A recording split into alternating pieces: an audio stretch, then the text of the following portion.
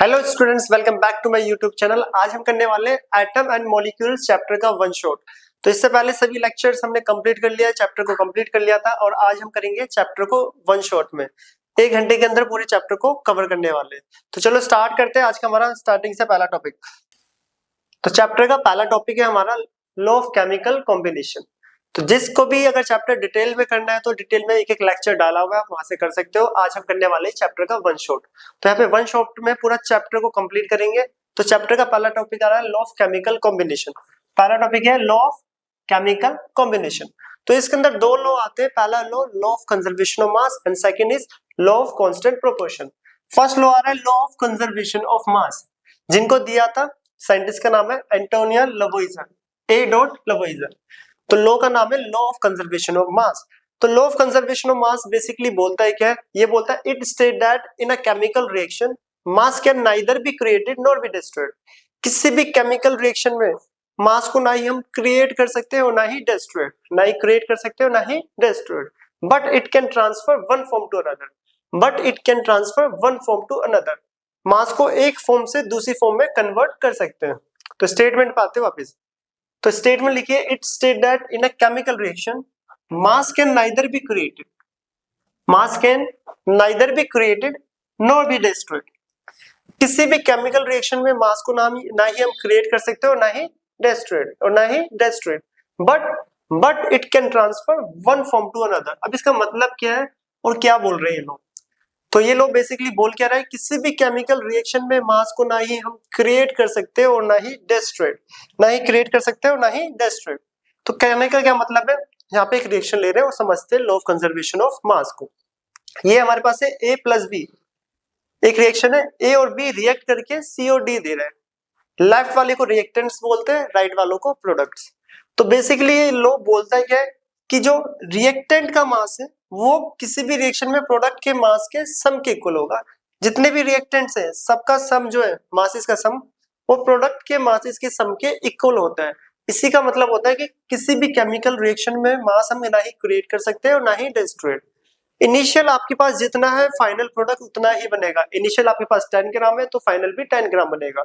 Initial 20 है तो final भी 20 ग्राम ही फॉर्म्ड होता है। ये लॉ बोलता है law of conservation of mass.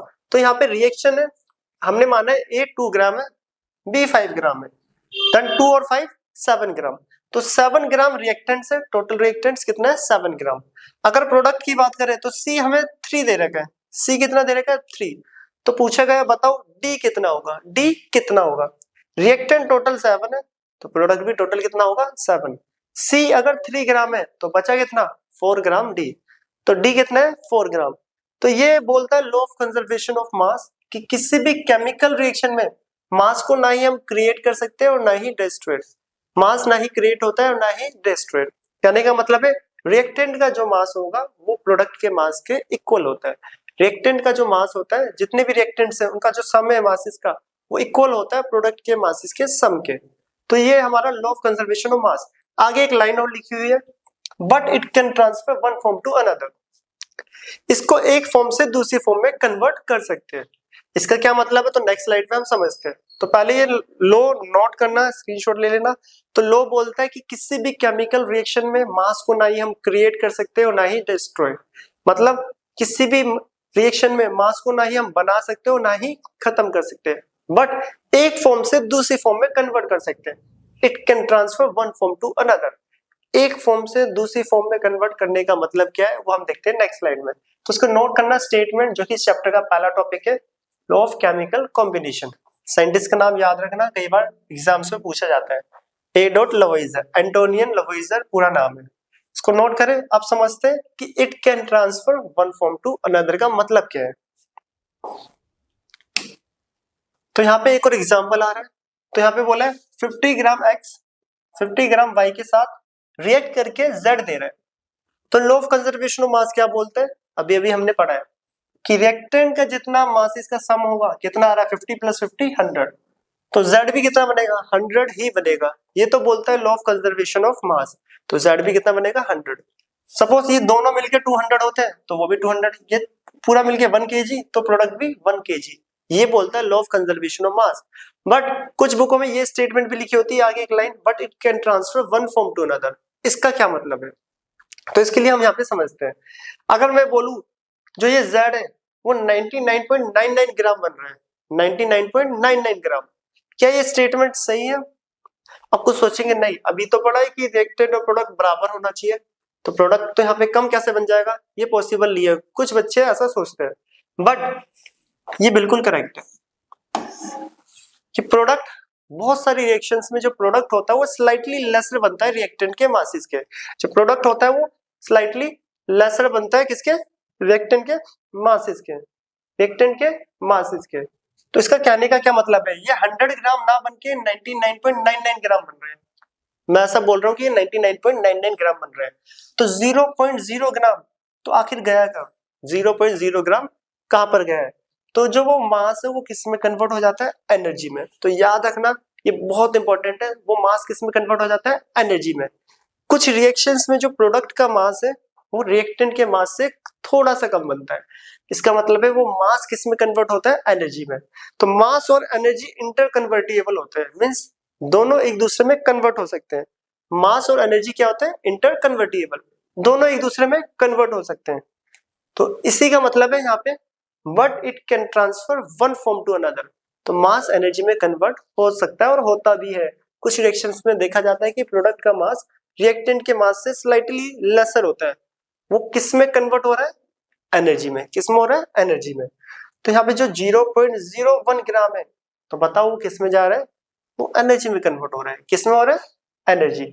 तो लॉ ऑफ कंजर्वेशन ऑफ मास पूरी स्टेटमेंट दी हुई है कि ये होती है कि mass can neither be created nor be destroyed but it can transfer one form to another form. उसको हम एक फॉर्म से दूसरी फॉर्म में ट्रांसफर कर सकते हैं और ऐसा होता भी है। इसी के लिए क्वेश्चन में लिखा हुआ है जो भी बोली थी स्टेटमेंट वही, in number of reactions mass of products slightly less than the mass of reactants. Why? कि कुछ रिएक्शंस में ऐसा देखा जाता है कि प्रोडक्ट का मास रिएक्टेंट के मास से थोड़ा सा कम बना, जैसे कि ये मैंने एग्जांपल लिया, रिएक्टेंट 100 ग्राम था, प्रोडक्ट 99.99 बन रहा है, तो बताओ 0.01 कहाँ गया? तो वो किस में कन्वर्ट हो गया? एनर्जी। किस में हो गया? एनर्जी। जिसका आंसर लिखा भी हुआ है, because according to Albert Einstein equation this mass is converted in the form of energy. ये मास किस में कन्वर्ट हो जाता है? एनर्जी के फॉर्म में। और ये रही वो एल्बर्ट आइंस्टाइन की इक्वेशन थ्योरी ऑफ रिलेटिविटी वाली, E is equal to mc square. E energy है, m lost of mass and c यहाँ पे स्पीड ऑफ लाइट, जिसकी वैल्यू 3 × 10⁸ मीटर पर सेकेंड होता है। अभी के लिए याद रखना, अगर कोई क्वेश्चन आता है कि प्रोडक्ट का मास रिएक्टेंट से स्लाइटली लेसर बन रहा है, तो आंसर ये लिखना है क्या? कि वो मास एनर्जी में कन्वर्ट हो चुका है। किस में हो चुका है? एनर्जी में कन्वर्ट। तो ये था हमारे पास law of conservation of mass, इसको नोट करें। अगर अब देखा जाए तो यहाँ पे जो हमने लिखा था कि mass can neither be created nor be destroyed, तो इस लॉ को मॉडिफाइड करके कितना इसी का नया लॉ होता है, law of conservation of mass and energy. तो उस लॉ के बारे में अब हम पढ़ते हैं, पहले ये नोट कर लेना ये अच्छे से, ये एग्जांपल और ये क्वेश्चन जो था। अब इसको नोट करें, हम आते हैं नेक्स्ट स्लाइड पे। इसका कंबाइंड लॉ क्या है वो यहाँ पर देखना। अभी लॉ ऑफ कंजर्वेशन ऑफ मास के अंदर ही हम, तो कंबाइंड लॉ ये ना, law of conservation of mass and energy. तो ये लॉ मास और एनर्जी दोनों टर्म को एक साथ एक्सप्लेन कर रहे हैं। तो लिखा हुआ है, it state that mass and energy are interconvertible. Mass and energy are interconvertible. Mass और एनर्जी एक दूसरे में कन्वर्ट होती है, ऐसा प्रैक्टिकली भी देखा गया है। तो ये दोनों एक दूसरे में कन्वर्ट होती है, बट ठीक है, but total sum of mass and energy during any physical and chemical change remains constant. But जो टोटल मास है वो अभी भी क्या रहेगा? कांस्टेंट। क्या रहेगा? कांस्टेंट। तो मास एनर्जी में कन्वर्ट होगा, एनर्जी मास में कन्वर्ट होगा, बट टोटल सम है वो अभी भी कांस्टेंट है। टोटल सम का मतलब यहाँ पे देखो क्या है, यहाँ पे देखो 0.01 ग्राम जो मास था वो किस में कन्वर्ट हो गया? एनर्जी। कुछ रिएक्शंस में वो एनर्जी किस में कन्वर्ट हो जाएगी? मास। बट अगर मैं टोटल सम की बात करूं, ये 99.99 एंड 0.01 इन दोनों का सम का बात करूं तो वो 100 के इक्वल ही आएगा। तो यही है हमारा नेक्स्ट लॉ जो कि हमने लिखा था यहाँ पे कि mass and energy are interconvertible but total sum of mass and energy during any chemical and physical change या फिजिकल प्रोसेस बोल सकते हो, रिमेन्स कांस्टेंट। ठीक है, रिमेन्स कांस्टेंट। तो टोटल सम जो होगा वो 100 ही होगा। तो लॉ ऑफ कंजर्वेशन मास के अकॉर्डिंग जो मास एनर्जी में कन्वर्ट हो भी रहा था, अगर उसको मैं लेके आ जाऊं वापस, तो अभी भी वो रिएक्टेंट के बराबर ही है। तो लॉ बिल्कुल करेक्ट है, उसी को बस मॉडिफाइड करके यहाँ पे लिखा गया है कि mass and energy are interconvertible. तो याद रखना, बहुत इंपॉर्टेंट है ये लॉ। अभी 9th के बाद हायर क्लासेस में भी आता है, तो हमेशा याद रखोगे कि मास और एनर्जी दोनों एक दूसरे में इंटर कन्वर्ट हो जाता है। ठीक है, जो टोटल सम है वो रिमेन्स कांस्टेंट होता है। क्या होता है? कांस्टेंट। तो ये था हमारा पहला law, law of chemical combination का। इसको नोट करें। अब हम आते हैं second, law of constant and law of definite proportion. Next law है law of constant proportion and law of definite proportion. तो साइंटिस्ट का नाम यहाँ पे जेएल प्रोस्ट। साइंटिस्ट का नाम याद रख लेना, इंपॉर्टेंट है, एग्जाम में पूछ लिया जाता है ऑब्जेक्टिव टाइप क्वेश्चंस में। तो ये लोग बोलता है क्या? लॉ लिखा है statement, it state that a given compound always contain exactly the same proportion of elements by mass और वेट। तो यहाँ पे देखो लिखा है a given compound always contain exactly the same proportion of element by mass और wait. अब ये स्टेटमेंट बोल क्या रही है? स्टेटमेंट क्या बोल रही है? बेसिक सा, वाटर है H2O। वाटर क्या होता है? H2O। H2O में 2 हाइड्रोजन है और 1 ऑक्सीजन। तो ये लो सिंपल सा ये बोलता है कि किसी भी केमिकल कंपाउंड या किसी भी मॉलिक्यूल में जो एलिमेंट्स के मासेस का रेशियो होता है, दोबारा सुनना, किसी भी केमिकल कंपाउंड या फिर किसी भी मॉलिक्यूल में एलिमेंट्स का मासेस का रेशियो जो होता है वो ऑलवेज फिक्स्ड होता है। क्या होता है? फिक्स्ड। फिक्स्ड मतलब सेम, फिक्स्ड मतलब सेम, जो कि यहाँ पे लिखा फिक्स्ड मतलब सेम बोल लो, कांस्टेंट बोल लो, डेफिनेट। ठीक है, फिक्स्ड बोल लो, सेम बोल लो, कांस्टेंट बोल लो, डेफिनेट बोल लो। इसलिए इस लॉ का नाम पड़ा है law of constant and law of definite proportion. तो पहले एग्जांपल पे आते हैं, फिर लॉ को समझते हैं। Water present in river, sea, lakes etc are in same fix ratio that is 1:8। अब ये कैसा मासेस का रेशियो और कौन सा मासेस की बात हो रही है? तो यहाँ पे देख लो, लिखा भी हुआ है। हाइड्रोजन कितने? 2। हाइड्रोजन का एटॉमिक मास 1 होता है। रेशियो ऑक्सीजन का होता है 16। 2:16, 1:8। तो यहाँ पे हाइड्रोजन और ऑक्सीजन का जो मासेस का रेशियो आया है वो कितना आ रहा है? 1:8। कितना आ रहा है? 1:8। तो इनका कहने का ये मतलब है कि जब वाटर है, वाटर चाहे वो रिवर में प्रेजेंट हो, सी, लेक्स या किसी भी रिएक्शन से वाटर मॉलिक्यूल, वाटर वेपर, सोन, कहीं से भी मिल रहा है आपको वाटर, तो सब में जो एलिमेंट्स के मासेस का रेशियो है वो ऑलवेज फिक्स्ड होगा। क्या होगा? Always fixed. और इसलिए इसका नाम पड़ा फिक्स मतलब कांस्टेंट प्रोपोर्शन। ठीक है, उनका जो रेशियो होगा वो कांस्टेंट होगा, डेफिनेट होगा, फिक्स्ड होगा, सेम होगा। ये होता है law of constant proportion. Statement भी बोल रहे हैं a given compound always contain exactly the same proportion of element by mass और weight। किसी भी कंपाउंड के अंदर क्या चीज सेम होगा? उनका जो रेशियो, किस चीज का? मासेस और वेट का रेशियो, वो भी एलिमेंट के मास और वेट का रेशियो। तो ये होता है law of constant proportion. Similarly ammonia NH3 होता है, नाइट्रोजन एटॉमिक मास 14 और 3 हाइड्रोजन का 3:1, तो 14:3।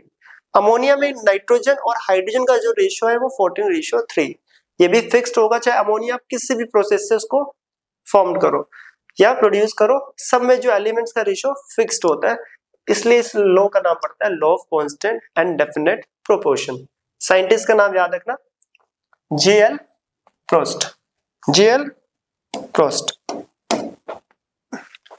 अब आते हैं इनकी लिमिटेशंस। क्या इस लॉ की लिमिटेशंस है? हाँ, इस लॉ की कई लिमिटेशंस है।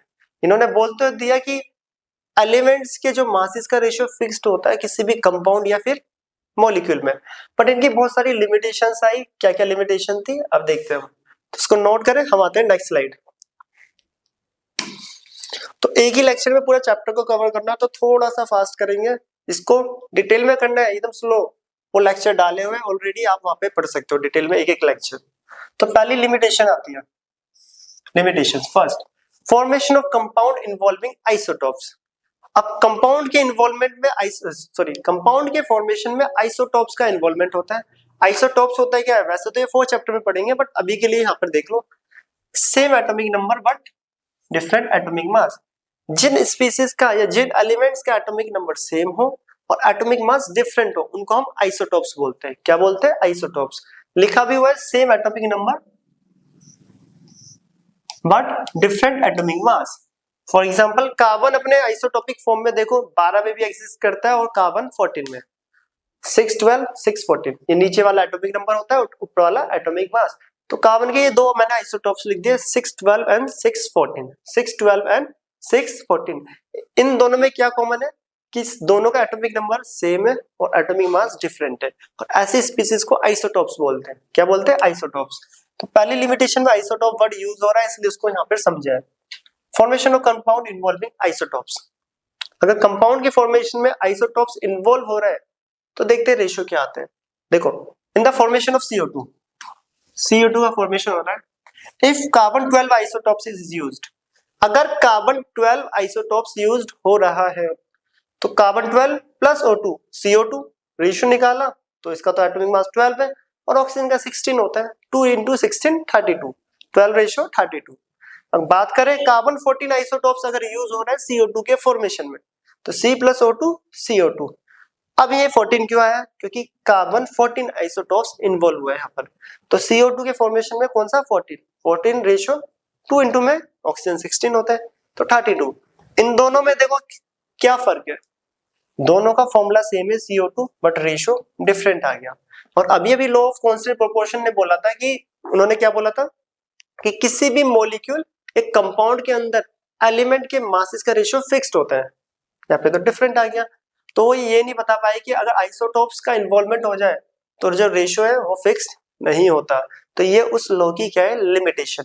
कंपाउंड सेम है रेशियो डिफरेंट है तो कंपाउंड को देख के हम रेशियो नहीं बता सकते क्योंकि तब तक उसके आइसोटोप्स के बारे में ना पता हो।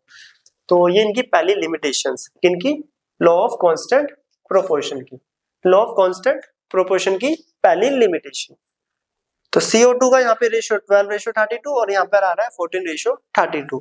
तो ये पहली लिमिटेशन है, आप नोट कर लेना। अब आती है हमारी सेकंड लिमिटेशन, इसको नोट करें। तो इसको नोट कर लेना, स्क्रीनशॉट या नोट करना हो तो हम आते हैं नेक्स्ट स्लाइड पर। तो second limitation, compound formed may be different but ratio of their elements are same.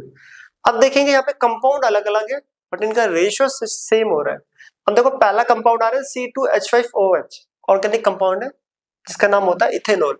क्या नाम है? इथेनॉल। और दूसरा आ रहा है मिथॉक्सी मीथेन CH3OCH3। दोनों कंपाउंड दूर दूर तक अलग है, इनके फंक्शनल ग्रुप इनके प्रॉपर्टी सब अलग है बट इनका रेशियो सेम आ रहा है। कैसे? देखो carbon ratio hydrogen ratio oxygen निकाल रहे हैं, 3 एलिमेंट है दोनों में। तो कार्बन 2 है तो 2 इंटू 12 24 हो गया। हाइड्रोजन कितने? 6। ठीक है। और ऑक्सीजन की बात करूं 1, तो 1 ऑक्सीजन का एटॉमिक मास 16 होता है। हाइड्रोजन का 1 ही होता है एटॉमिक मास, तो 6 हाइड्रोजन का 6 हो गया।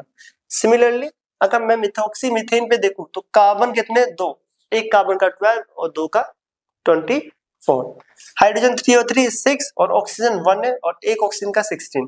अब यहाँ पर अगर ध्यान दे थोड़ा सा तो इन दोनों का जो रेशियो है वो तो बिल्कुल सेम है बट कंपाउंड तो दूर दूर तक भी सेम नहीं है। तो यहाँ पर हमें पता क्या चल रहा है? कंपाउंड फॉर्म में भी डिफरेंट। यहाँ पे कंपाउंड तो डिफरेंट है but ratio of their elements are same. जो रेशियो है इनके एलिमेंट्स का वो क्या आ रहा है? सेम। तो ये भी उनकी क्या है? लिमिटेशन। उन्होंने बोला था कि क्या कि जो रेशियो होता है वो फिक्स्ड होता है। यहाँ पे तो अलग अलग कंपाउंड का एक जैसा रेशियो आ रहा है, रेशियो को देखकर हम कंपाउंड नहीं बता सकते और यहाँ पे कंपाउंड को देख के रेशियो नहीं बता पा रहे थे। तो ये सब क्या है?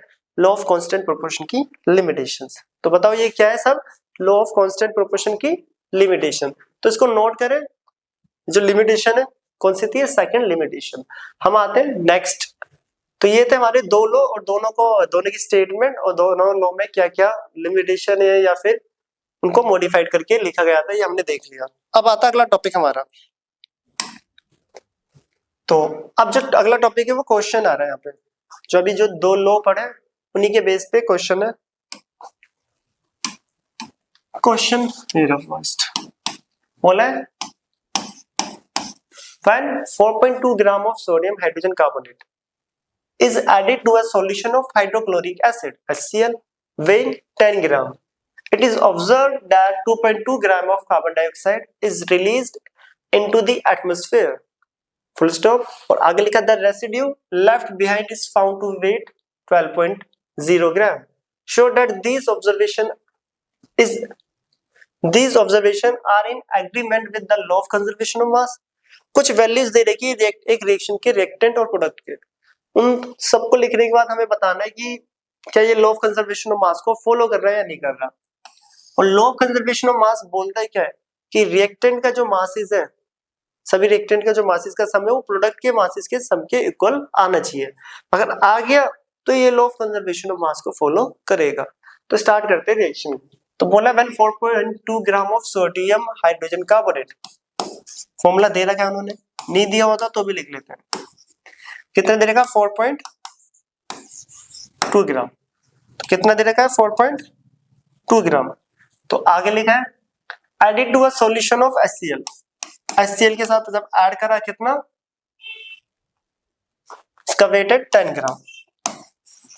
It is observe that 2.2 gram of carbon dioxide 2.2 gram of carbon dioxide is released into the atmosphere. The residue left behind is found to be weight, और साथ के साथ कुछ इन्होंने रेसिड्यू और भी प्रोडक्ट्स यहाँ पे निकल रहे हैं, और भी यहाँ पे क्या है प्रोडक्ट जिसका वेट कितना है 12 ग्राम लिख लेते हैं, 12.0 ग्राम। तो बोला है बताओ क्या ये law of conservation of mass को फॉलो कर रहा है, तो करके देखते हैं कर रहा है या नहीं फॉलो। तो हमें पता है कि रिएक्टेंट का मास किसके इक्वल होना चाहिए, प्रोडक्ट के मास। तो मास of reactants, mass of reactants, mass of reactants तो कितना आ रहा है 4.2 प्लस 10, तो ये आ गया 14.2 ग्राम, 14.2 ग्राम। और प्रोडक्ट की बात करें तो ये भी 14 ही आ रहा है। तो मास ऑफ प्रोडक्ट्स 2.2 प्लस 12, तो ये भी आ गया 14.2 ग्राम। तो masses of reactant masses of products के इक्वल है, तो ये law of conservation of mass को फॉलो कर रहा है, क्योंकि लॉ ऑफ कंजर्वेशन ऑफ मास बोलता है कि किसी भी केमिकल रिएक्शन में मास ना ही क्रिएट होता है और ना ही डिस्ट्रॉयड। तो therefore it obey law of conservation of mass. तो ये law of conservation of mass को फॉलो कर रहा है। तो ये क्वेश्चन था, इसे नोट करना। अब हम आते हैं नेक्स्ट टॉपिक अपना। तो नेक्स्ट टॉपिक यहां पर आ रहा है डाल्टन एटॉमिक थ्योरी। तो डाल्टन एटॉमिक थ्योरी क्या है, तो डाल्टन एक साइंटिस्ट जिन्होंने एटम के ऊपर एक थ्योरेटिकल एक्सप्लेनेशन दिया। याद रखना थ्योरेटिकल एक्सप्लेनेशन दिया था, कोई एक्सपेरिमेंटल प्रूफ नहीं दिया था, ओनली थ्योरेटिकल। तो इसीलिए उनको बोला जाता है डाल्टन एटॉमिक थ्योरी। अब डाल्टन एटॉमिक थ्योरी के क्या क्या पोस्टुलेट्स है, क्या क्या मेन पॉइंट्स है, वो हम देखने वाले। पहला पॉइंट, जो पहला पॉइंट आ रहा है यहाँ पर वो ये, first, matter are made up of tiny particles. Matter are made up of tiny particles called atom. कि मैटर का सबसे टाइनी पार्टिकल्स जो होता है वो क्या कहलाता है, एटम कहलाता है। क्या कहलाता है, atom. Which participate in chemical reaction, जो कि केमिकल रिएक्शन में पार्टिसिपेट करता है। तो पहला पोस्टुलेट है कि मैटर का जो सबसे छोटा पार्टिकल है वो एटम। इन्होंने थ्योरेटिकल एक्सप्लेनेशन दिया, इनकी लिमिटेशन भी बहुत सारी है, क्योंकि थ्योरेटिकल दिया, कोई एक्सपेरिमेंटल प्रूफ नहीं दिया, तो इनकी लिमिटेशन भी पढ़ेंगे हम इसमें आगे। तो पहला पॉइंट क्या है, matter is made up of tiny particle called atom which participate in chemical reaction. तो एटम जो कि होता है मैटर का सबसे छोटा पार्टिकल होता है जो कि केमिकल बॉन्डिंग में पार्टिसिपेट करता है। सेकंड, जो कि बिल्कुल easy, atom can neither be created nor be destroyed, neither be created nor be destroyed. ये लॉ ऑफ कंजर्वेशन मास वाले ही पॉइंट्स को इन्होंने एक्सप्लेन करा है कि एटम को ना ही हम क्रिएट कर सकते हो ना ही डिस्ट्रॉयड। तो एटम को भी ना ही हम क्रिएट कर सकते ना ही डिस्ट्रॉयड। नेक्स्ट, थर्ड और पॉइंट पे देखना, थर्ड और फोर्थ जो पॉइंट है सही से देखना, इन पे लिमिटेशन भी आएगी। Atoms of same element have identical masses. Atom of same element have identical masses and chemical properties. तो ये तो पता ही है, अगर मेरे पास दो सिल्वर दो गोल्ड के पीस है, दोनों ये भी गोल्ड है साथ में भी और यहाँ पे भी गोल्ड, दोनों का एक एक एटम निकाल लो तो उनकी प्रॉपर्टी मासेस वगैरह सब कुछ सेम ही होगा। क्यों? क्योंकि जो एलिमेंट सेम है तो उनके एटम्स के मासेस, उनकी प्रॉपर्टीज, उनका बिहेवियर सब कुछ सेम होगा। हाँ, और अगर एलिमेंट डिफरेंट डिफरेंट है, एक गोल्ड है एक सिल्वर, दोनों का एक एक एटम में ले लूं, हाँ, अब इनके मासेस भी डिफरेंट होंगे, इनकी केमिकल प्रॉपर्टी भी डिफरेंट होगी। तो यही था थर्ड और फोर्थ पॉइंट। तो atoms of same element, same elements के एटम की जो मासेस है वो सेम होगा, सेम मींस आइडेंटिकल, और केमिकल प्रॉपर्टी भी सेम होगी। और दूसरी तरफ atom of different elements, different elements के जो एटम के मासेस है और केमिकल प्रॉपर्टी वो डिफरेंट होगी। तो बेसिक सा पॉइंट है, ठीक है। और जो फिफ्थ पॉइंट है वो आ रहा है atoms are combined in the ratio, atoms are combined in the ratio of small whole number to form compound. Compound के फॉर्मेशन में जब एटम पार्टिसिपेट करते हैं तो उनके मासेस का रेशियो फिक्स्ड होता है, जो कि पीछे बढ़ गया है लॉ ऑफ कांस्टेंट प्रोपोर्शन कि जो एलिमेंट्स के जो मासेस का रेशियो फिक्स्ड होता है किसी भी कंपाउंड या मॉलिक्यूल के अंदर। तो ये इनका फिफ्थ। तो डेल्टन जो साइंटिस्ट थे उन्होंने थ्योरेटिकल एक्सप्लेनेशन दिया किसका, एटम का, कि एटम कैसा दिखता है, उसकी क्या प्रॉपर्टी है, एटम को ना ही क्रिएट कर सकते ना ही डिस्ट्रॉय। किसी भी कंपाउंड के फॉर्मेशन में एटम के जो मासेस होता है वो फिक्स्ड होता है, मासेस का जो रेशियो। तो इन्होंने कुछ ऑब्जर्वेशंस दी, मतलब पोस्टुलेट्स दिए थ्योरेटिकली। अब इनकी लिमिटेशंस बहुत ज्यादा है, तो इनको पहले पोस्टुलेट्स को लिखना, ठीक है। क्लास 9th में डाल्टन पोस्टुलेट्स पूछे जाते हैं, ठीक है, पूछे जाते हैं, तो इनको याद कर लेना। हम आते हैं नेक्स्ट, अब इनकी लिमिटेशंस क्या क्या थी। इन्हीं के कुछ पॉइंट्स में लिमिटेशन भी है काफी सारी। तो पहला पॉइंट भी जो कि लिमिटेशन में ही आ जाएगा, करते हैं नेक्स्ट से, नोट करना। पहला पॉइंट पढ़ा था ना कि matter is made up of tiny particle called atom. Matter का सबसे छोटा पार्टिकल कौन होता है, एटम। बट जब फर्दर ऑब्जर्वेशन, रिसर्च और डिस्कवरीज हुई तो पता चला नहीं, एटम सबसे छोटा पार्टिकल नहीं होता। एटम से भी सब एटॉमिक पार्टिकल्स होते हैं, छोटे पार्टिकल होते हैं जिनको सब एटॉमिक पार्टिकल बोलते हैं। एटम से जो छोटे होते हैं उनको सब एटॉमिक पार्टिकल, और उनके नाम इलेक्ट्रॉन, प्रोटॉन, न्यूट्रॉन्स। तो पहला लिमिटेशन आ रही है, atoms are made up of sub atomic particle, जिसमें इलेक्ट्रॉन्स, प्रोटॉन्स एंड न्यूट्रॉन्स। तो पहला जो पॉइंट था वहां पर कि सबसे छोटा पार्टिकल एटम होता है, नहीं, एटम से छोटे पार्टिकल भी होते हैं। तो एटम से छोटे पार्टिकल भी यहाँ पर होते हैं। सेकंड आ रहे हैं, अब देखो सेकंड, इन्होंने यहाँ पे लिखा, बोला था कि atoms of same elements have identical masses and chemical property. Same element के एटम की प्रॉपर्टी सेम होगी और होती भी है, और केमिकल प्रॉपर्टी भी सेम होगी। आइडेंटिकल मींस सेम, बट ये हर किसी के लिए एप्लीकेबल नहीं था। आइसोटॉप्स आ गया फिर दोबारा, तो आइसोटॉप्स दोबारा बता देते। आइसोटॉप्स कौन क्या होते हैं, element which have same atomic number but different atomic मास। अब ये भी पढ़ा है, जैसे कार्बन के आइसोटॉप्स लिखे थे वहां पे, यहाँ पे मैंने क्लोरीन के लिख दिए, कार्बन के लिख लो। और आइसोटॉप्स और आइसोबार जो टॉपिक है वो 4th चैप्टर में पढ़ेंगे डिटेल में, उनके यूजेस वगैरह सब कुछ। जिनका एटॉमिक नंबर सेम हो, एटॉमिक मास डिफरेंट, उनको बोलते हैं हम आइसोटॉप्स। क्लोरीन के 2 आइसोटॉप्स ये रहे। अब आते हैं पॉइंट्स में। Atom of same element show different masses. Same element के एटम डिफरेंट मास शो करने लग गए। इन्होंने बोला था कि सेम एलिमेंट के जो एटम्स होंगे उनका मास और केमिकल प्रॉपर्टी सेम होगी, बट आइसोटॉप्स के केस में ऐसा नहीं हुआ। सेम एलिमेंट के जो एटम्स है उनका मासेस डिफरेंट आ गया आइसोटॉप्स के केस में।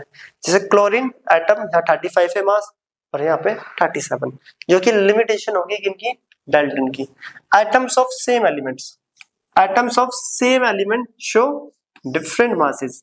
आइसोटॉप्स ऑफ क्लोरीन, जब आइसोटॉप्स को देखा गया तो जो सेम एलिमेंट्स के जो एटम है वो डिफरेंट मासेस शो कर रहे थे। तो ये क्या आ गया, लिमिटेशन। तीसरा देखो, थर्ड पॉइंट, पहले इनके फोर्थ पे आते हैं, इसी से लिमिटेशन आएगी। Atoms of different element have different masses. इन्होंने बोला था डिफरेंट एटम के जो डिफरेंट एलिमेंट के जो एटम होंगे, ये 2 डिफरेंट एलिमेंट है, इनके जो एटम्स होंगे, देखो एक सिल्वर है एक गोल्ड, इनके जो एटम होंगे उनके मासेस भी डिफरेंट होगा। बट ऐसा आइसोबार्स के केस में नहीं हुआ। अब ये आइसोबार क्या होता है, तो आइसोबार आइसोटॉप्स से जस्ट अपोजिट। आइसोटॉप्स में एटॉमिक नंबर सेम था, एटॉमिक मास डिफरेंट। यहाँ पे एटॉमिक मास सेम है, atomic number different. Element which have same atomic mass but different atomic number. Example आता है कैल्शियम एंड आर्गन। तो calcium और आर्गन का जब एटॉमिक मास याद करा होगा आपने, तो वहां पे देखा होगा कि आर्गन और कैल्शियम का एटॉमिक मास बिल्कुल सेम है, और वो कितना है 40। क्या है 40। देख लो दोनों एटम अलग है, एक कैल्शियम और एक आर्गन, बट दोनों का जो एटॉमिक मास 40, दोनों का atomic mass 40। Atoms of different elements, atoms of different element show same mass. तो यहाँ पे डिफरेंट एलिमेंट्स के एटम ने मास जो है वो सेम शो कर दिया, जो कि डाल्टन की जो पोस्टुलेट था उनको गलत कर दिया आइसोबार्स में भी सॉरी। तो आइसोबार्स एग्जांपल भी लिखा हुआ है आर्गन एंड कैल्शियम। तो आर्गन और कैल्शियम में देखा गया इन दोनों का एटॉमिक मास देखो 40। दो डिफरेंट एटम होने के बाद भी इनका मास क्या आ गया सेम। तो ये थी डाल्टन एटॉमिक थ्योरी की जो पोस्टुलेट है, उनकी लिमिटेशंस, उनके पोस्टुलेट्स में क्या क्या कमियां थी। तो ये 3 लिमिटेशन आप नोट करना, वो आइसोटोप्स आइसोबार्स, अभी चौथी भी आ रही है, ठीक है। तो इतनी सारी लिमिटेशन क्यों आ गई? क्योंकि उन्होंने थ्योरेटिकल एक्सप्लेनेशन दिया था, कोई एक्सपेरिमेंटल प्रूफ नहीं करा, ऐसी थ्योरेटिकल, इसलिए लिमिटेशन बहुत सारी थी उनकी। तो ये सारी लिमिटेशन है, वो आइसोटोप्स है, वो आइसोबार्स, उसे भी नोट कर लेना अपने नोट्स में, आगे पूछा भी जाएगा। अब आते हैं हम 4th लिमिटेशंस पे, इसको नोट करो। तो 4th लिमिटेशन भी काफी अच्छी है, लिखा हुआ है substance which are made up of same kind of atoms show different properties. क्या ऐसा भी हो सकता है कि substance which are made up of same kind of atoms, ऐसे सब्सटेंस जो सेम एटम से मिलके बने पर प्रॉपर्टी अलग शो कर रहे हैं, क्या ऐसा पॉसिबल है? हाँ। तो जब कोल, ग्रेफाइट, डायमंड, इन सबको देखा गया तो all are made up of carbon, ये सब कार्बन से मिलके बने होते हैं, कार्बन एटम्स, कार्बन बोल रहे हैं, कार्बन एटम्स। तो किससे मिलके बने? सबके सब कार्बन से, बट सबकी प्रॉपर्टी बिल्कुल डिफरेंट है, और इनको बोला जाता है एलोट्रोपिक फॉर्म ऑफ कार्बन। क्या बोला जाता है? इनको बोला जाता है एलोट्रोपिक फॉर्म ऑफ कार्बन। क्या होते हैं एलोट्रोप्स? ये class 10 chapter 4 carbon and its compound, उसके लेक्चर में डाला हुआ है, आप चाहो तो जाके देख सकते हो, वहां पे लेक्चर ऑलरेडी अपलोड है, और जिसको पढ़ना है वो क्लास 10th में पढ़ेंगे भी एलोट्रोपिक फॉर्म ऑफ कार्बन। तो ये सब कार्बन एटम से मिलके बने हुए हैं, बट इनकी जो प्रॉपर्टीज है वो बिल्कुल ही क्या है? डिफरेंट, बिल्कुल ही क्या है? डिफरेंट। तो इसको नोट करें। ये 4th लिमिटेशन इनकी डाल्टन की। तो डाल्टन की लिमिटेशन कंप्लीट। अब हम आते हैं नेक्स्ट टॉपिक पे इस चैप्टर के। तो नेक्स्ट टॉपिक आ रहा है how big are the atom, atom कितना बड़ा और कितना छोटा होता है। तो यहाँ पे कुछ साइज लिखे हुए हैं जो कि यहाँ पे चलो डिस्कस कर लेते थोड़ा सा। पहले लिखा है 1 mm, mm का मतलब होता है मिलीमीटर, और 1 मिलीमीटर होता है 10⁻³ मीटर। सेकंड होता है माइक्रो, ये माइक्रो का सिंबल है इस टाइप से, माइक्रो का। तो माइक्रोमीटर होता है 10⁻⁻6 मीटर, ये मिलीमीटर से छोटी रेंज। और माइक्रोमीटर में जनरली बायो में जो सेल्स होते हैं उनका साइज मेजर करा जाता है, बायो में जो सेल्स होते हैं वो उनके साइज जो होता है वो माइक्रोमीटर में मेजर करा जाता है। फिर आता है उससे छोटा nanometre, 1 nm, nm means nanometre, nm means nanometre, जो कि होता है 10⁻⁹ मीटर। कितना होता है? 10⁻⁹ मीटर। 10⁻⁹ मीटर सॉल्यूशन में जो पार्टिकल का साइज होता था वो नैनोमीटर में मेजर करते हैं। याद होगा तो particle of solute very very small, या पार्टिकल, या बोल सकते हो component of solution is very very small, they can not seen by naked eyes, that is less than 1 nm, nanometre. वहां पे हम पढ़कर भी आ चुके हैं। तो नैनोमीटर में जो सॉल्यूशन में, याद है ना, सॉल्यूशन बनाते थे सॉल्यूट और सॉल्वेंट से, नमक को जब पानी में डाला, सॉल्ट को जब वाटर में डिसॉल्व करा, तो सॉल्ट विजिबल नहीं होता, क्योंकि वहां पे जो पार्टिकल का साइज है वो 1 nm से के लगभग आसपास होता है, ठीक है, अप्रोक्स 1 nm के आसपास, इसलिए उसे नेक्ड आई से नहीं देख सकते। उससे छोटे पे आए तो ये होता है 1 एंगस्ट्रॉम, इंपॉर्टेंट है 1 एंगस्ट्रॉम, जो कि होता है 10⁻⁻10 मीटर, और यही होता है size of atom. Generally atom का साइज अगर कोई पूछे तो हम लिखेंगे 10⁻⁻10 मीटर, या सिंपली बोल सकते हैं 1 एंगस्ट्रॉम, क्योंकि 1 angstrom is equal to 10⁻⁻10 metre. तो याद रखना इंपॉर्टेंट है। उसके बाद आता है 1 pm, पिकोमीटर। क्या बोलते हैं? पिकोमीटर। पिकोमीटर एंगस्ट्रॉम से भी छोटी यूनिट बोल सकते हो, या वैल्यू 10⁻⁻12 मीटर होता है। उसके बाद FM, जिसको फेम्टोमीटर या फर्मी भी बोलते हैं, और ये होता है 10 की पावर -15 मीटर। इससे नीचे नहीं जा रहे, यहाँ तक अभी हमारी क्लास 9th के अकॉर्डिंग इतना ही इनफ है। तो 10 की पावर -15 मीटर जो कि होता है साइज ऑफ न्यूक्लियस। क्या होता है? Size of nucleus. तो न्यूक्लियस का साइज FM में मेजर करा जाता है। FM मतलब फेम्टोमीटर। FM का मतलब क्या है यहाँ पे? फेम्टोमीटर, जिसको फर्मी भी बोलते हैं। तो न्यूक्लियस और एटम्स के साइज में देख लो कितना फर्क है।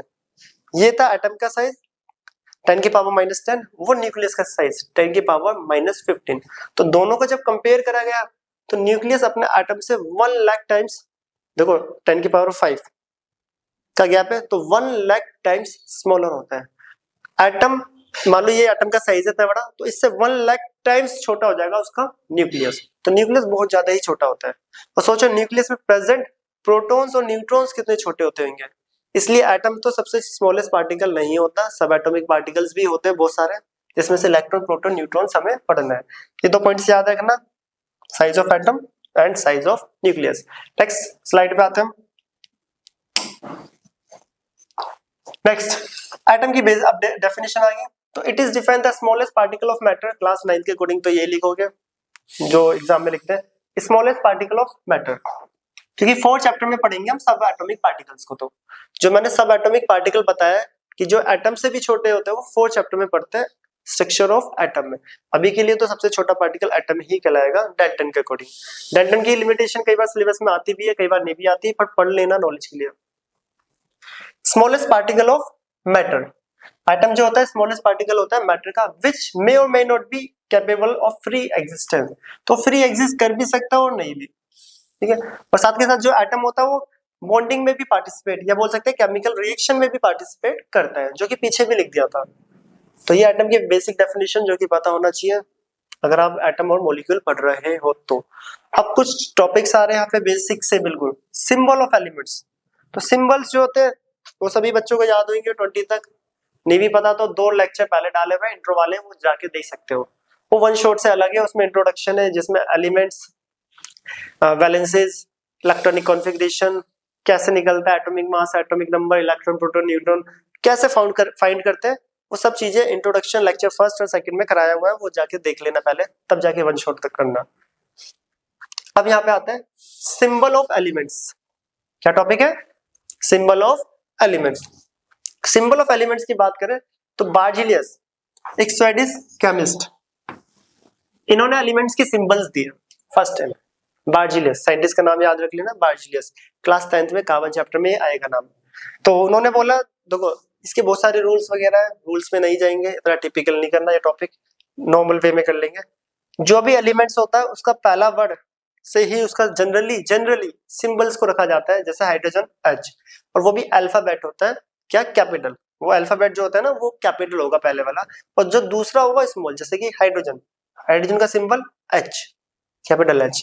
हीलियम का सिंबल होता है He, पहला कैपिटल होगा दूसरा स्मॉल, दोनों कैपिटल नहीं होते और दोनों स्मॉल भी नहीं होते, तो ये मेथड इनकरेक्ट और ये करेक्ट। इसी टाइप से ऑक्सीजन का O, मैग्नीशियम का Mg, ये सिंबल्स हमने याद करे होंगे, नहीं भी करे तो याद कर लेना 20 तक, तभी करना है वन शॉट में। अब आता है यहाँ पे जैसे कि सोडियम पोटेशियम, क्या? Sodium potassium. उससे पहले एक नाम लिखा हुआ है यहाँ पे IUPAC, उस पर थोड़ा फोकस कर लेते हैं, फिर आते हैं हम सोडियम एंड पोटेशियम। तो ऊपर जो लिखा हुआ IUPAC, जिसकी फुल फॉर्म होती है international union of pure and applied chemistry. तो ये केमिस्ट्री की ऑर्गेनाइजेशन है काफी बड़ी। कोई भी रूल्स, रेगुलेशन, फॉर्मूला, सिंबल, यहाँ तक कि केमिकल नेम्स कुछ भी रखा जाता है तो पहले IUPAC जो संस्था है उनके पास जाता है, तो वो चेक करेंगे, वो डिसाइड करते हैं कि ये करेक्ट है या फिर इनका नाम में क्या चेंजिंग आना है या क्या रूल रखना है। तो बोल सकते हो कि ये एक ऑर्गेनाइजेशन है केमिस्ट्री की जो डिसाइड करती है सारे रूल्स और रेगुलेशन, किसके अंदर? केमिस्ट्री के अंदर। इसको बोलते हैं IUPAC, IUPAC शॉर्ट में। फुल फॉर्म क्लास 9th में 1 मार्क्स में आती है, ठीक है। अगर आप भी किसी एलिमेंट्स की डिस्कवरीज वगैरह करते हो तो उसका नेम, उसकी प्रॉपर्टीज पहले IUPAC के पास जाएगी, फिर वो डिसाइड करके बताएगी कि इसको पीरियोडिक टेबल में कहाँ पे कैसे और कैसे अरेंज करना चाहिए। तो अब आते हैं सोडियम एंड पोटेशियम। तब एलिमेंट्स को देखा, दो हाइड्रोजन का H आ गया, हीलियम का He आ गया, ऑक्सीजन का O, मैग्नीशियम का एक M और ये स्मॉल वाला G। बट कुछ एलिमेंट्स में ऐसा देखा जाता है कि सोडियम का नाम लिखते टाइम उसका सिंबल जो होता है Na होता है। इस सोडियम में ना Na और ना ही A, तो Na आया कहां से? इसी टाइप से पोटेशियम का नेमिंग सिंबल करते टाइम उसका सिंबल होता है K। अब ये पोटेशियम का सिंबल, इसमें K तो कहीं दिख ही नहीं रहा, तो ये सिंबल्स आए कहां से? तो ये ग्रीक और लैटिन वर्ड से आए हुए हैं। कौन कौन से? ग्रीक और लैटिन। जैसे कि सोडियम का जो नेम होता है वो नेट्रियम होता है। क्या होता है? नेट्रियम। और इसी नेट्रियम से Na सोडियम का सिंबल रखा गया है। इसी नेट्रियम से जो Na वो सोडियम का सिंबल रखा गया है। सिमिलरली जो पोटेशियम का सिंबल है वो K, कैलियम, कैलियम के K से रखा गया है।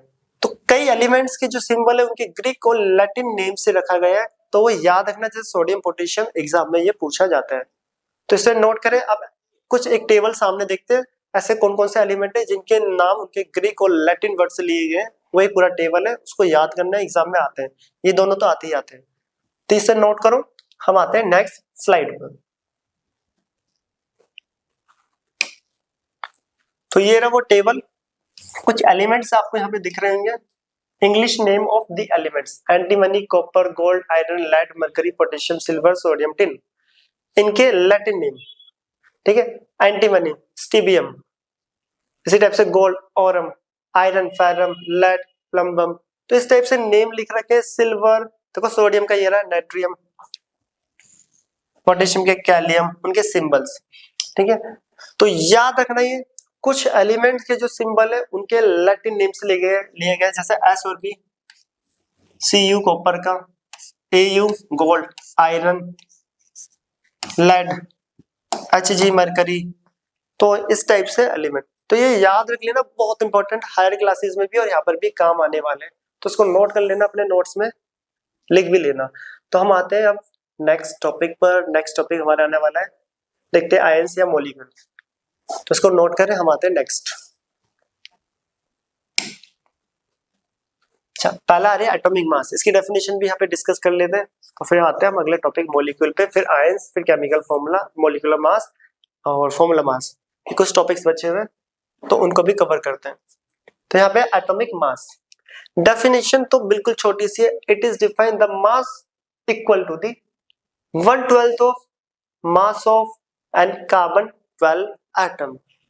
तो बोल क्या रहा है, एटॉमिक मास किसके बराबर होगा? 1/12 of mass of carbon 12 atom. तो एटॉमिक मास को डिफाइन करने के लिए रेफरेंस में रखा गया कार्बन को, कार्बन के मास को। बोला गया जो कार्बन के मास के 1/12 के बराबर हो। सुनना दोबारा, जो कार्बन के मास के 1/12 के, और कार्बन का कौन सा आइसोटॉप्स? 12 वाला आइसोटॉप्स। कार्बन के अलग अलग आइसोटॉप्स भी होते हैं, 12 और 14। कार्बन के 12 वाले आइसोटॉप्स की बात हो रही है यहाँ पर। कार्बन के जो मास के 1/12 के बराबर हो वो 1 एटॉमिक मास कहलाएगा। क्या कहलाएगा? 1 एटॉमिक मास। तो अलग अलग एलिमेंट को जब चेक करा गया, हीलियम का जो मास था वो कार्बन आइसोटॉप्स, मतलब कार्बन एटम की बात हो रही है, उसके 1/12 मास के 4 टाइम्स था, तो इसलिए हीलियम का रख दिया 4। कैल्शियम का देखा गया, कैल्शियम का 1/12 के 40 टाइम्स ज्यादा था, कार्बन के मास के 1/12 के 40 टाइम्स ज्यादा था, तो इसलिए कैल्शियम का लिख दिया गया 40U। सोडियम का देखा गया तो वो 23 टाइम्स ज्यादा था, तो अप्रोक्स, तो उसको लिख दिया 23U। तो यूनिट की बात करें इसकी, U होती है, U मींस यूनिफाइड मास, यूनिफाइड मास। तो एटॉमिक मास की स्टेटमेंट बिल्कुल बेसिक सी है कि कोई भी एलिमेंट डिस्कवर हुआ है, मान लो एक एलिमेंट डिस्कवर हुआ है, इसका मास कार्बन एटम के मास के, कार्बन एटम के 1/12, ठीक है, 1/12 मास ऑफ कार्बन एटम, जो उसके मास का 1/12 है, मान लो ये 1/12 मास है कार्बन का, और इसके बराबर ये हीलियम जो भी है एलिमेंट डिस्कवर हो बराबर आ जाए, तो ये हो जाएगा 1U। और जो ये आपने एलिमेंट डिस्कवर करा, लेट सपोज इसका मास इस 1/12 मास के 100 टाइम्स आ जाए, तो इसका हो जाएगा 100U, तो इसका मास हो जाएगा 100U। डेफिनेशन बिल्कुल इजी है। The mass equal to, sorry अलग कलर से करो, the mass equal to the 1/12 of mass of carbon 12 atom is known as atomic mass. तो इसको याद कर लेना, लिख लेना, समझ भी लेना। अब आते हैं नेक्स्ट स्लाइड पर। तो नेक्स्ट स्लाइड यहाँ पे आ रहा है मॉलिक्यूल। अब मॉलिक्यूल क्या होता है? हमें पता है दो या दो से ज्यादा एटम से मिलके जो बनता है उसे हम मॉलिक्यूल बोलते हैं, जो कि लिखा भी हुआ है molecule. It is defined when two or more atoms, जब दो या दो से ज्यादा atoms are held together by a chemical bond. दो या दो से ज्यादा एटम जब केमिकल बॉन्ड के थ्रू एक दूसरे को हेल्ड करके रखे, पकड़ के रखे, उसी को हम बोलते हैं क्या, मॉलिक्यूल। तो केमिकल बॉन्ड होता है क्या, डेफिनेशन बोल रही है, the attractive force held the atom together within a molecule. The attractive force held the atom together within a molecule is known as chemical bond. तो molecule और chemical bond को समझते हैं यार नीचे एक एग्जांपल से। ये एटम ए है और एटम बी। लेट सपोज इनके बीच में फोर्स ऑफ अट्रैक्शन है। क्या है, फोर्स ऑफ अट्रैक्शन। तो दोनों एटम पास पास आएंगे और एक दूसरे से ऐसे चिपक जाएंगे अभी के लिए, ठीक है। समझते हैं एक दूसरे से क्या हो गया, क्या हो गया, एक दूसरे को हेल्ड पकड़ लिया, होल्ड कर लिया। इन्होंने जो ये फोर्स ऑफ अट्रैक्शन है इसी को बोलते हैं केमिकल बॉन्ड। क्या बोलते हैं, केमिकल बॉन्ड। तो उनके बीच में एक बॉन्डिंग बना है। डेफिनेशन भी देखो यहाँ पे लिखा है, द अट्रैक्टिव फोर्स, इनके बीच में क्या है, attractive force held the atoms, उनको हेल्ड करके रख रहे हैं टुगेदर इन ए मॉलिक्यूल। जैसे ही एक दूसरे के पास आए तो वो क्या बन गया, मॉलिक्यूल। जब दो या दो से ज्यादा एटम के बीच में फोर्स ऑफ अट्रैक्शन हो जाए और वो एक दूसरे को होल्ड करके रख ले, वो कहलाता है मॉलिक्यूल। देखिए ऊपर लिखा भी हुआ है, when two or more atoms are held together by a chemical bond is called molecule। तो ये एक मॉलिक्यूल बन गया और इनके बीच में एक बॉन्ड बन चुका है। तो कोई भी बॉन्ड बनने के लिए उनके बीच में फोर्स ऑफ अट्रैक्शन होना चाहिए। तो मॉलिक्यूल क्या होता है, बेसिकली दो या दो से ज्यादा एटम से मिलकर बना हुआ। तो इसको नोट करें। हम आते हैं नेक्स्ट। अब मॉलिक्यूल के कुछ टाइप्स वगैरह वो यहाँ पे समझेंगे कितने टाइप, और साथ के साथ एटोमिसिटी क्या होता है। इंपॉर्टेंट डेफिनेशन है केमिकल बॉन्डिंग वाली। पहला आ रहा है मॉलिक्यूल ऑफ एलिमेंट। तो मॉलिक्यूल ऑफ एलिमेंट क्या होता है, देखो लिखा है definition, molecule of elements means one two or more atoms of same element. Molecule of element का मतलब है जब एक, दो या दो से ज्यादा एटम्स हो वो भी सेम एलिमेंट के। मॉलिक्यूल ऑफ एलिमेंट्स का मतलब क्या है, जब एक, सिंगल, दो या दो से ज्यादा एटम्स हो वो भी सेम एलिमेंट के, तो उसको बोलते हैं मॉलिक्यूल ऑफ एलिमेंट्स। क्या बोलते हैं, मॉलिक्यूल ऑफ एलिमेंट्स। समझते हैं मॉलिक्यूल ऑफ एलिमेंट होता क्या है। उससे पहले एक सब टॉपिक भी आ रहा है साथ के साथ, वो भी कवर करेंगे, एटोमिसिटी। एटोमिसिटी क्या होता है, किसी मॉलिक्यूल के अंदर कितना एटम प्रेजेंट है उसको एटोमिसिटी बोलते हैं। The number of atoms present in a molecule, किसी मॉलिक्यूल के अंदर कितना एटम प्रेजेंट है उसे एटोमिसिटी। एक एटम प्रेजेंट है तो मोनो एटॉमिक, दो प्रेजेंट है तो डाई एटॉमिक, तीन के लिए ट्राई, टेट्रा, पेंटा, हेक्सा, हेप्टा, ठीक है। ऑक्टा इस टाइप से चलता जाएगा। एक के लिए मोनो, दो के लिए डाई, तीन के लिए ट्राई, चार के लिए टेट्रा, ये आठ के लिए ऑक्टा लिखा हुआ है, ठीक है। पांच के लिए पेंटा होता है, छह के लिए हेक्सा, सात के लिए हेप्टा, ये क्या है, आठ के लिए ऑक्टा। दो या दो से ज्यादा वालों को पॉली भी बोलते हैं। इसलिए देखो एरो में लिखा भी हुआ है, टू और मोर के लिए मैंने टू और मोर के लिए पॉली भी लिखा हुआ है। क्या लिखा हुआ है, पॉली एटॉमिक।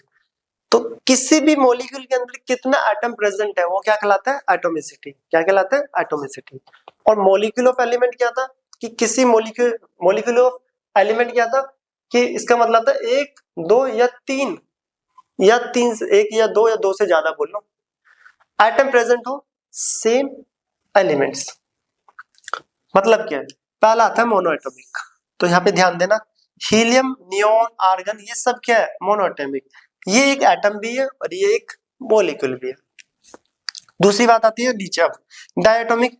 हाइड्रोजन जो होता है वो H2 के फॉर्म में एग्जिस्ट करता है, जैसे H2O2, F2, Cl2, Br2, I2। आज के बाद ये सब किसी रिएक्शन में इस फॉर्म में दिखेंगे आपको। क्यों, क्योंकि ये सारे डाई एटॉमिक फॉर्म में एग्जिस्ट करते हैं। ये सब मॉलिक्यूल सिंगल एग्जिस्ट नहीं करते, ये डाई एटॉमिक के फॉर्म में एग्जिस्ट करते हैं। अब यहाँ पर देखो कितने एटम से मिलकर बना है, दो। डेफिनेशन थी the number of atom present in A molecule. तो इस मॉलिक्यूल के अंदर कितना एटम है, दो। तो ये डाई एटॉमिक, दो के लिए डाई लिखते हैं। और मॉलिक्यूल ऑफ एलिमेंट्स का मतलब, molecule of elements means one, two or more atom in same element. इसमें जो भी एटम थे वो सारे सेम एलिमेंट के, इसलिए ये टॉपिक है मॉलिक्यूल ऑफ एलिमेंट्स का। मॉलिक्यूल ऑफ एलिमेंट्स का। तो याद रखना, ये आज के बाद कभी भी रिएक्शन लिखोगे H2 में होगा O2, F2, Cl2, Br2, I2, इस फॉर्म में ही लिखा जाता है, क्योंकि सब के सब क्या है, डाई एटॉमिक। तो क्या है, सबके सब डाई एटॉमिक। अगला आता है ट्राई एटॉमिक। ट्राई एटॉमिक में देखो O3 एग्जांपल इसका, यहाँ पे देखो O3 ट्राई एटॉमिक है, ये एक मॉलिक्यूल भी है और ये मॉलिक्यूल 3 एटम से मिलके बना है और यहाँ पे सारे के सारे 3 के 3 एटम सेम है, इसलिए ये मॉलिक्यूल ऑफ एलिमेंट की कैटेगरी में आता है और इसको बोलते हैं ट्राई एटॉमिक। इसी टाइप से टेट्रा एटॉमिक का एग्जांपल है P4 टेट्रा एटॉमिक होता है और S8 octa atomic. S8 octa atomic, ये रहा S8 ऑक्टा एटॉमिक। एग्जाम में पूछा जाता है कि एक एग्जांपल लिखो, octa, tetra atomic, tri atomic, di atomic, ये सारे एग्जांपल्स क्लास 9th के एग्जाम में पूछे जाते हैं। याद रखना, 2 या 2 से ज्यादा वालों को पॉली एटॉमिक भी बोलते हैं। तो पूछा जाए कि पॉली एटॉमिक के एग्जांपल्स लिखो, तो 2 और 2 से ज्यादा वाले जो भी है आप वो सारे लिख सकते हो। तो ये होता है एटॉमिसिटी, मॉलिक्यूल ऑफ एलिमेंट्स का मतलब। तो एटॉमिसिटी मतलब किसी मॉलिक्यूल के अंदर कितने एटम प्रेजेंट है उसको बोलते हैं एटॉमिसिटी। तो इसको नोट करें। हम आते हैं नेक्स्ट स्लाइड पर। तो यहाँ पे P4 और S8 इंपॉर्टेंट है, टेट्रा एटॉमिक, ऑक्टा एटॉमिक। तो नेक्स्ट स्लाइड पे आ रहे हैं हम। Next, molecule of compound. तो मॉलिक्यूल ऑफ एलिमेंट में तो क्या आता है कि उस मॉलिक्यूल में सारे एलिमेंट सेम एटम के होते हैं। सारे एलिमेंट क्या होते हैं? सेम। जैसे बोल सकते हो सारे एटम्स सेम एलिमेंट के थे, सारे एलिमेंट नहीं, सारे एटम्स सेम एलिमेंट के थे। यहाँ पे एटम्स जो होंगे वो डिफरेंट एलिमेंट के होंगे। मॉलिक्यूल ऑफ कंपाउंड मींस 2 और मोर एटम्स, 2 या 2 से ज्यादा एटम्स ऑफ डिफरेंट एलिमेंट। 2 या 2 से ज्यादा एटम्स, वो भी डिफरेंट एलिमेंट्स के। किसके? डिफरेंट एलिमेंट्स के। तो इसमें भी वही होगा, डायटोमिक, ट्राई, टेट्रा, पेंटा जो भी है। तो डायटोमिक बट डिफरेंट है। देखो यहाँ पे डिफरेंस क्या है, यहाँ पे जो मॉलिक्यूल होगा वो 2 डिफरेंट एटम्स है। HCl एक डायटोमिक है और साथ के साथ लिखा है are in the definite ratio of masses, जो कि हम पढ़ के भी आ चुके हैं अभी अभी, लॉ ऑफ कांस्टेंट प्रोपोर्शन। और साथ के साथ उनके जो मासेस का रेशियो है वो भी क्या होगा? फिक्स्ड होगा। क्या होगा यहाँ पर? फिक्स्ड। HCl डायटोमिक है। H2O ट्राई एटॉमिक, 2 हाइड्रोजन के एटम और 1 ऑक्सीजन का। SO2 ये भी ट्राई एटॉमिक। टेट्रा एटॉमिक की बात करें तो NH3H2O2, देखो NH3 में 1 नाइट्रोजन है, 3 हाइड्रोजन, और H2O2 में 2 हाइड्रोजन और 2 ऑक्सीजन। तो मॉलिक्यूल ऑफ एलिमेंट्स में क्या होता है? जो एटम्स होते हैं सेम एलिमेंट के होते हैं। मॉलिक्यूल ऑफ कंपाउंड में जो एटम्स होंगे वो डिफरेंट एलिमेंट के होंगे और क्या होता है? डिफरेंट। और इन सब में डाई, मोनो, ट्राई, टेट्रा, पेंटा, हेक्सा, ये एटॉमिसिटी एग्जाम में पूछा जाता है। तो इसे नोट करें। हम आते हैं नेक्स्ट टॉपिक पे। इसके बाद नेक्स्ट आ रहा है आयंस। तो ये टॉपिक इंपॉर्टेंट है, आयंस। तो चार्ज स्पीसीज को क्या बोला जाता है? आयंस। लिखा भी हुआ the charge species is known as ions. Ions 2 type के होते हैं, एक होता है कैटायन और एक होता है एनायन। एक होता है कैटायन और एक होता है एनायन। तो चार्ज स्पीसीज को हम क्या बोलते हैं? आयंस बोलते हैं।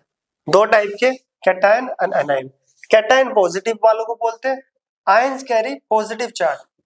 जिन आयंस के पास पॉजिटिव चार्ज हो उनको कैटायन, और जिन आयंस के पास नेगेटिव चार्ज हो उनको एनायन बोला जाता है। क्या बोला जाता है? एनायन। ठीक है, जैसे कि Na पॉजिटिव, Mg2 पॉजिटिव, ये सब कैटायन है क्योंकि इनके पास पॉजिटिव चार्ज है। और नेगेटिव वालों को एनायन बोलते हैं। क्या बोलते हैं? एनायन। यहाँ पे एक नोट भी देख लेना, mono atomic ion, ions consist a single atom. Single atom वाले आयंस को मोनो एटॉमिक आयंस बोलते हैं, भले ही वो कैटायन हो या एनायन। इन दोनों के पास एक एक एटम है, यहाँ पे सोडियम एटम और यहाँ पे क्लोरीन। ये तो होते हैं मोनो। पोली क्या होता है? जिन आयंस के पास एक से ज्यादा एटम हो। जैसे कि देखो, ions consist group of atoms, जैसे कि CO3 2 negative, CO3 2 negative, 1 carbon और 3 ऑक्सीजन। तो एक से ज्यादा एटम्स है, इनको बोलते हैं poly atomic ions. Poly atomic ions. SO4 2 negative, तो यहाँ पे कितने? 5 एटम है, 1 सल्फर और 4 ऑक्सीजन। तो पॉली एटॉमिक और मोनो एटॉमिक में ये फर्क होता है। मोनो मतलब जिसमें 1 एटम हो और पॉली मतलब जिसमें 1 से ज्यादा हो, ग्रुप ऑफ एटम्स, उनको बोलते हैं पॉली एटॉमिक आयंस। तो आयंस क्या होते हैं? Basically charge species. कितने टाइप के? 2, कैटायन एंड एनायन। कैटायन कौन से? पॉजिटिव वाले, और एनायन कौन से? नेगेटिव वाले। कौन से? नेगेटिव वाले। तो इनको नोट करें। अभी देखते हैं कि आयंस बनते कैसे हैं।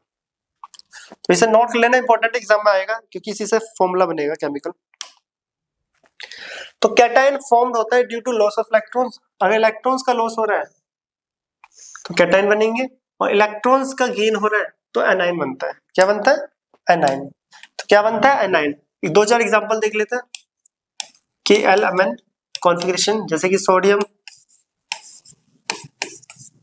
Magnesium, oxygen, fluorine. तो ये दो चार एग्जांपल देख लेते हैं। सोडियम जिसका एटॉमिक नंबर 11, कॉन्फ़िगरेशन 281। मैग्नीशियम होता है 12, कॉन्फ़िगरेशन 282। ऑक्सीजन होता है 8, 2 6। फ्लोरीन होता है 9, 2 7, 2 7। तो यहाँ पे आयंस की बात करते हैं, कौन कैटायन बनाता है और कौन एनायन। याद होगा ऑक्टेट रूल, इंट्रोडक्शन में हम पढ़ के भी आए थे। ऑक्टेट रूल, अब ये अपना ऑक्टेट कंप्लीट करने के लिए अपने वैलेंस शेल के इलेक्ट्रॉन्स को लॉस कर देगा। जैसे ये वैलेंस शेल के इलेक्ट्रॉन को लॉस करेगा तो वैलेंस शेल L हो जाएगा, और वैलेंस शेल में 8 इलेक्ट्रॉन होना मींस मोर स्टेबल, जिसको बोलते हैं स्टेबल नोबल गैस कॉन्फ़िगरेशन, और यही कहलाता है हमारा ऑक्टेट रूल। और जैसे ये अपना आपके वैलेंस शेल का एक इलेक्ट्रॉन को लॉस करेगा तो इसका ऑक्टेट कंप्लीट हो जाएगा, ये नोबल गैस बन जाएगा। और ये कितने इलेक्ट्रॉन का लॉस कर रहा है? एक, तो इसलिए सोडियम पे एक पॉजिटिव। लॉस करने पे पॉजिटिव चार्ज। क्यों पॉजिटिव चार्ज? क्योंकि नेगेटिव निकल रहा है। पहले देखो जितने इलेक्ट्रॉन्स होते हैं उतने प्रोटॉन्स, 11 इलेक्ट्रॉन्स थे और 11 ही प्रोटॉन, क्योंकि atomic number is equal to number of electron is equal to number of proton. 11 electron थे 11 प्रोटॉन्स पे, 11 इलेक्ट्रॉन थे 11 प्रोटॉन। एक इलेक्ट्रॉन निकल गया तो 10 इलेक्ट्रॉन बचे, 10 इलेक्ट्रॉन 11 प्रोटॉन, पॉजिटिव चार्ज एक बढ़ गया, तो इसका मतलब उसमें पॉजिटिव आ गया। क्या आ गया? सोडियम के ऊपर पॉजिटिव। तो इस टाइप से आता है सोडियम पे पॉजिटिव। तो सोडियम ने अपना एक इलेक्ट्रॉन लॉस करा इसलिए एक पॉजिटिव। मैग्नीशियम अपना ऑक्टेट कंप्लीट करने के लिए बताओ 2 लॉस करेगा या 6 गेन? 2 लॉस करना उसको इजी पड़ेगा, तो जैसे ही लॉस करा 2 तो मैग्नीशियम पे Mg2 पॉजिटिव। लॉस करने पे पॉजिटिव चार्ज आ जाता है, और क्यों आता है वो अभी मैंने बताया था। ऑक्सीजन 2 6। अब बताओ इसको 6 लॉस करने में ज्यादा इजी होगा या 2 इलेक्ट्रॉन गेन करने में? जैसे ही 2 गेन करेगा तो गेन करने पे नेगेटिव चार्ज, क्योंकि 2 इलेक्ट्रॉन आ रहे हैं, मतलब इलेक्ट्रॉन आ रहे हैं मतलब नेगेटिव आ रहा है, तो 2 इलेक्ट्रॉन आया तो 2 नेगेटिव। इसी टाइप से फ्लोरीन ऑक्टेट कंप्लीट करने के लिए एक इलेक्ट्रॉन को गेन करेगा, तो जैसे फ्लोरीन ने एक गेन करा तो एक नेगेटिव। क्या हुआ? एक नेगेटिव। तो यहाँ पर जो ऊपर के 2 है ये बना रहे कैटायन, पॉजिटिव वाले कैटायन होते हैं और नेगेटिव वाले एनायन। क्या होते हैं नेगेटिव वाले? एनायन। तो ऊपर कैटायन का फॉर्मेशन और नीचे एनायन। इलेक्ट्रॉन का लॉस होता है तो कैटायन बनता है और गेन होता है तो एनायन। क्या बनता है? एनायन। तो यहाँ पे हमने कैटायन और एनायन भी बनाना सीख लिया। तो अगला टॉपिक आता है केमिकल फॉर्मूला। तो इसको नोट करना, इसको नोट करके लिख लेना, इंपॉर्टेंट है, हेल्प करेगा केमिकल फॉर्मूले में। Next topic chemical formula. उससे पहले कुछ यहाँ पे आयंस के टेबल्स दे रखे जो कि बेसिकली याद होने चाहिए, जैसे monovalent ion, divalent, trivalent, poly भी बताए थे अभी। तो ये सारे कैटायंस है। मोनो कैटायंस ये रहे जिसमें एक एटम हो और सॉरी इसमें एक चार्ज हो सिंगल, जैसे hydrogen Na positive, K positive, silver, copper, gold, ये सब याद करने, ये सारे कैटायन। डाइवैलेंट कैटायन जिनकी वैलेंसी 2 होती है, मतलब जिनके ऊपर 2 चार्ज होगा। ट्राई जिन कैटायन के ऊपर 3 चार्ज होता है। तो ये अपने नोट्स में लिख लेना, इंपॉर्टेंट है, एग्जाम में काम आएगा, अभी केमिकल फॉर्मूला में भी और हायर क्लासेस में भी। इसी टाइप से ये कैटायन का टेबल है, इसको नोट करना। अब आते हैं एनायन का भी एक टेबल है, उसको भी देख लेते हैं। सेम मोनोवैलेंट एनायन, ये रहा हाइड्राइड, हाइड्रोक्साइड, क्लोराइड वगैरह, इनमें से बहुत सारे तो केमिकल फॉर्मूले में यूज होते हैं, और ये सब यूज होंगे धीरे धीरे। इनमें से आधे से ज्यादा 9th में यूज हो जाएंगे और बचे हुए 10th और 11th में। तो डाइवैलेंट एनायन जैसे कार्बोनेट यहाँ पे बहुत यूज होगा, सल्फेट, ऑक्साइड, हाइड्रोक्साइड्स, तो ये सब चीजें यूज होंगी। फॉस्फेट यूज होगा यहाँ पे। ट्राइवैलेंट क्यों नाम है? इन आयंस के पास 3 नेगेटिव है, डाई मतलब 2 नेगेटिव, मोनो मतलब 1 नेगेटिव। तो ये कैटायन और एनायन की टेबल नोट करना। अब हम आते हैं केमिकल फॉर्मूला, जो कि सेकंड लास्ट टॉपिक है इस चैप्टर का। तो साथ के साथ वन शॉट भी हमारा कंप्लीट होने वाला है, हम सेकंड लास्ट टॉपिक पे आ चुके हैं। तो सेकंड लास्ट टॉपिक बोल सकते हैं चैप्टर का केमिकल फॉर्मूला।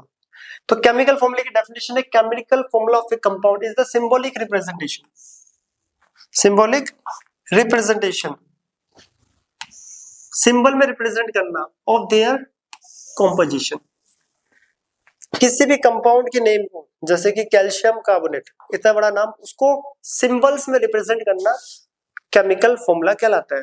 और सिंबल में रिप्रेजेंट करने से क्या होता है, वो उसकी कॉम्पोजिशन को भी रिप्रेजेंट करता है, मतलब कितने आइटम कितने प्रेजेंट है ये सब भी बताएगा। तो सिंबल्स में रिप्रेजेंट करना किसी भी केमिकल नेम को, तो वो कहलाता है केमिकल फॉर्मूला, केमिकल फॉर्मूला। तो केमिकल फॉर्मूला बनता कैसे है, उसके रूल्स है, तो सीधा करते हैं, रूल्स तो यहाँ पे करेंगे नहीं, सीधा क्वेश्चन करेंगे, रूल्स अपना पाएंगे।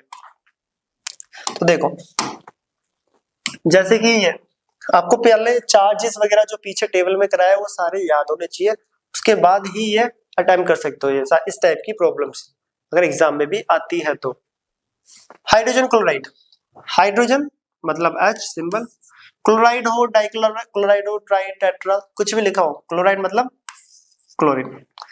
पहले लिखते हैं सिंबल, फिर लिखा जाता है वैलेंसी या फिर चार्ज, दोनों में से जो बताओ। जैसे कि हाइड्रोजन की वैलेंसी 1 और क्लोरीन की भी 1, फिर इनको क्रॉस मल्टीप्लाई करेंगे तो H 1 से मल्टीप्लाई हो रहा है, क्लोरीन भी 1 से, तो फॉर्मूला हो गया हाइड्रोजन क्लोराइड का फॉर्मूला HCl। कितना हो गया HCl। दूसरा calcium carbonate, symbol Ca, sorry calcium chloride है, सिंबल C है, क्लोरीन का Cl, तो वैलेंसी ले सकते हो या फिर चार्ज। जैसे कि कैल्शियम चार्ज की बात करूं तो इसका होता है +2, क्लोरीन -1, दोनों लेके दिखा देते हो, वैलेंसी भी चार्ज भी। हमने वैलेंसी ली थी, वहां पे चार्ज लेते हैं, +2 -2, तो Ca 1 से मल्टीप्लाई हो रहा है, Cl 2 से। चार्ज को इसके फॉर्मूले में रिप्रेजेंट नहीं करते और करेंगे भी नहीं, क्यों? देखो इस कैल्शियम के पास 2 पॉजिटिव है और क्लोरीन के पास कितना है 1 नेगेटिव, और कितने क्लोरीन हो रहे हैं 2, एक क्लोरीन पे 1 नेगेटिव है और 2 क्लोरीन पे 2 हो गए, तो ओवरऑल कितना हो गया +2 -2। देख लो क्लोरीन कितने 2, एक क्लोरीन पे 1 नेगेटिव था, तो 2 क्लोरीन को इंडिविजुअल देखा जाए तो 1 नेगेटिव, कितना हो गया 2 नेगेटिव। कैल्शियम पे +2, क्लोरीन पे -2, तो ओवरऑल न्यूट्रल, इसलिए भी चार्ज नहीं लिखते। तो याद रखना चार्ज नहीं लिखा जाता फॉर्मूला बनाते time. Ammonium chloride, sorry aluminium chloride, aluminium chloride, aluminium valency 3 होती है, क्लोरीन 1 होता है, तो बताओ क्या बना फॉर्मूला AlCl3, क्लोरीन 3 से मल्टीपल। तो यहाँ पे कोई इनके रूल्स वगैरह याद करने का कोई मतलब नहीं बनता है, इतने में रूल्स याद करोगे तो मतलब टॉपिक ही कंप्लीट हो जाएगा यहाँ पे पूरा। तो ये था केमिकल फॉर्मूला बनाना, इनको नोट करें। अब और कुछ एग्जांपल और देखते हैं इसके। तो यहाँ पे बहुत सारे एग्जांपल्स जो कि केमिकल फॉर्मूला के हैं, तो देख लेते हैं इनको। जैसे कि कैल्शियम ऑक्साइड, ध्यान देना कैल्शियम C है, ऑक्सीजन O, वैलेंसी की बात करें तो कैल्शियम की भी 2, ऑक्सीजन की भी 2। अब यहाँ पे ध्यान देना, जब दोनों सेम हो Ca2O2, देखो Ca2O2 सेम जो होता है वो कैंसिल आउट हो जाता है, 2 के टेबल से कट जाएंगे, तो ये बचा CaO। तो ये इनकरेक्ट मेथड है और ये करेक्ट। फॉर्मूला बनाते टाइम अगर दोनों सेम, दोनों में जो कॉमन आ रहा है कॉमन बोल लो या फिर सेम, कॉमन भी आ रहा हो, सपोज करो ये 4 होता है या 2, तब भी 2 के टेबल से कटता, क्या होता है 2 के टेबल से कटता, तो 2 के टेबल से जब काटा तो CaO। तो करेक्ट फॉर्मूला कैल्शियम ऑक्साइड का CaO होता है, ना कि Ca2O2। Next aluminium oxide, valency 3 होती है, ऑक्सीजन की 2 होती है, तो मल्टीप्लाई करा तो Al2O3, इसका फॉर्मूला। कार्बन टेट्राक्लोराइड, अब देखो मैंने बोला था टेट्रा हो, डाई हो, ट्राई हो, हमें उससे नहीं मतलब, क्लोराइड मतलब क्लोरीन, कार्बन का मतलब C, कार्बन की वैलेंसी 4, क्लोरीन की 1, क्रॉस मल्टीप्लाई करा तो CCl4, तो CCl4 क्या बन गया CCl4। कैल्शियम हाइड्रोक्साइड, अब हाइड्रोक्साइड इसकी चार्ज की बात करें, कैल्शियम पे +2 होता है, हाइड्रोक्साइड पे -1, ये -1 कहां से आया नहीं पता, तो यहाँ पे टेबल पे आपको याद करना है, मेरा हाइड्रोक्साइड -1 बोला भी गया था, ये सब जनरली पूछा जाएगा। तो हाइड्रोक्साइड पे कितना होता है -1, तो Ca1 से मल्टीप्लाई हो रहा है OH2 से, ये पूरा OH2 से हो रहा है, तो Ca1 से तो Ca1 OH हो रहा है 2 से, तो OH के बाहर ब्रैकेट में आ गया 2, क्या आ गया 2, CaOH ट्वाइस, या बोल सकते हैं CaOH2 इसका formula. Similarly calcium sulphate, sulphate का -2, कैल्शियम का भी 2। देखो जब सेम सेम हो तो ये इनकरेक्ट है, करेक्ट क्या होगा CaSO4, 2 से कट जाएगा, कैंसिल आउट हो जाएगा। Potassium sulphate KSO4, Kp+1, sulphate में -2 तो K2SO4, SO4 1 से मल्टीप्लाई हो रहा है इसलिए SO4 वो SO4 है, पोटेशियम 2 से हो रहा है तो K2SO4। तो इनको नोट कर लेना, ये कुछ एग्जांपल्स लिखे हुए हैं, प्रैक्टिस कर सकते हो, एग्जाम में आते ही आता है क्लास 9 में। तो अगला आ रहा है, तो ये तो हो गया। तो नेक्स्ट आ रहा है, अब ये क्वेश्चन है, क्वेश्चन नंबर 2। तो जो ये क्वेश्चन नंबर 2 है ये खुद सॉल्व करना है और कमेंट सेक्शन में बताना है कि इनका आंसर क्या क्या है। इन सब के आंसर क्या है ABCD, ठीक है। तो magnesium chloride, calcium oxide, copper nitrate, aluminium chloride, calcium carbonate. Comment section में आंसर नंबर 2 ऑप्शन, जो भी ऑप्शन नहीं, आंसर जिसका भी लिखोगे ABCDE, तो कमेंट सेक्शन बताना है इन सबके केमिकल फॉर्मूला क्या क्या बनेगा। ये खुद से ट्राई करना है होमवर्क। तो अब आते हैं हम चैप्टर के एक तरह से लास्ट टॉपिक पर, जो कि इस चैप्टर का क्या है लास्ट टॉपिक। तो ये सही से देख लेना, करना ट्राई। अब हम आते हैं लास्ट टॉपिक पे, molecular mass and formula mass. बोलने में तो दोनों एक जैसे ही लगते हैं, सॉल्व करने में भी, देखने में भी, बट रियल में दोनों में एक डिफरेंस होता है। तो पहला आता है मोलिकुलर मास की तरफ। तो पहले हमारे molecular mass, molecular mass definition बोलती है, it is defined the sum of atomic mass of element in a compound, sum of atomic mass of element in a compound. किसी भी कंपाउंड में जितने भी एलिमेंट है उनके एटॉमिक मास का सम कर दो तो वो मोलिकुलर मास कहलाता है। अगर फॉर्मूला मास की बात करें, sum of atomic mass of element in a compound, ये भी बिल्कुल सेम बोल रहा है कि किसी भी कंपाउंड के अंदर जितने भी एलिमेंट्स है उनके एटॉमिक मास का सम कर दो, वो भी फॉर्मूला मास होता है। तो दोनों में डिफरेंस क्या है, या दोनों सेम है?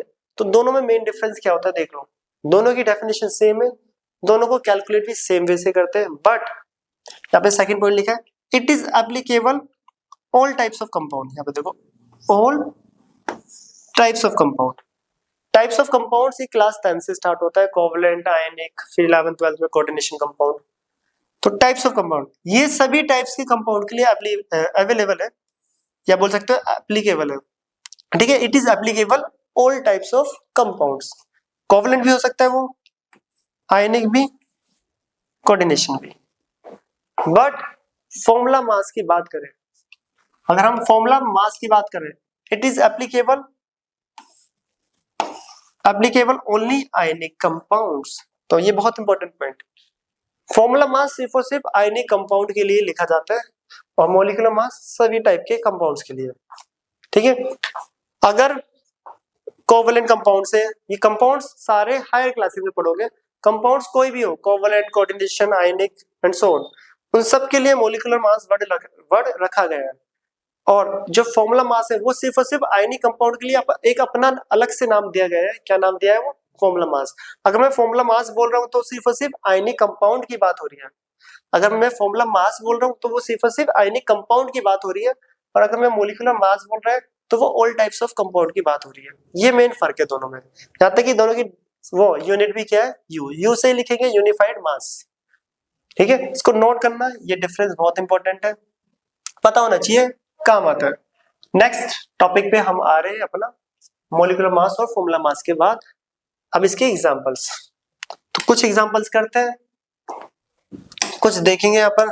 तो पहला, तो कुछ यहाँ पे एग्जांपल लिखा है, जैसे वाटर, वाटर का मॉलिक्यूलर मास के एग्जांपल है। पहले मॉलिक्यूलर मतलब all type of compound. Water कैसे करेंगे, देखो 2 होता है यहाँ, सॉरी हाइड्रोजन कितने 2, और हाइड्रोजन का एटॉमिक मास होता है 1, प्लस सम करना है सर, सम करना है ना सभी एटम्स का, या बोल सकते हो सभी एलिमेंट्स का सम करना है, वो भी मासेस का। ऑक्सीजन कितना होता है 16, तो कितना आ गया 18U, तो वाटर का मॉलिक्यूलर मास 18U।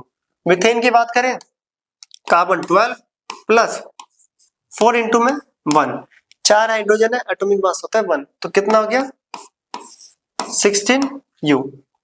नेक्स्ट आता है CO2, कार्बन कितना है 12 प्लस 2 इंटू में ऑक्सीजन होता है 16, 32 एंड 12 44 U। तो ये molecular mass. Nitric acid HNO3, hydrogen 1, nitrogen 14, oxygen 3 है, 3 इंटू में 16 होता है ऑक्सीजन का, तो ये आ गया 69 U।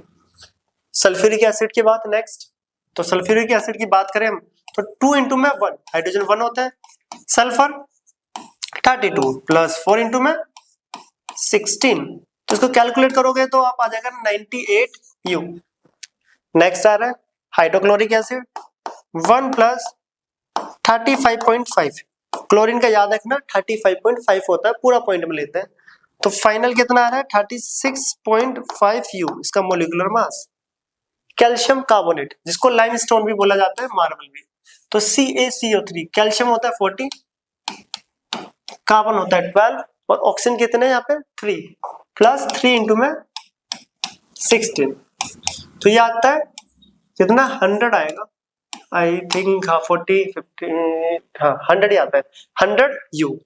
Next NaCl। अब देखो हम मोलिकुलर मास के एग्जांपल ले रहे हैं, इसमें हर टाइप के कंपाउंड आएंगे, इसलिए मैंने एक एग्जांपल आयनिक का भी ले लिया यहाँ पे, ठीक है, यहाँ पे आयनिक का भी, क्योंकि मोलिकुलर मास का मतलब होता है ऑल टाइप्स ऑफ कंपाउंड, तो ये मोलिकुलर मास ही निकाल रहे हैं NaCl, जिसका chemical name common sodium chloride है और कॉमन नेम, इसका कॉमन नेम जो है वो कॉमन सॉल्ट है।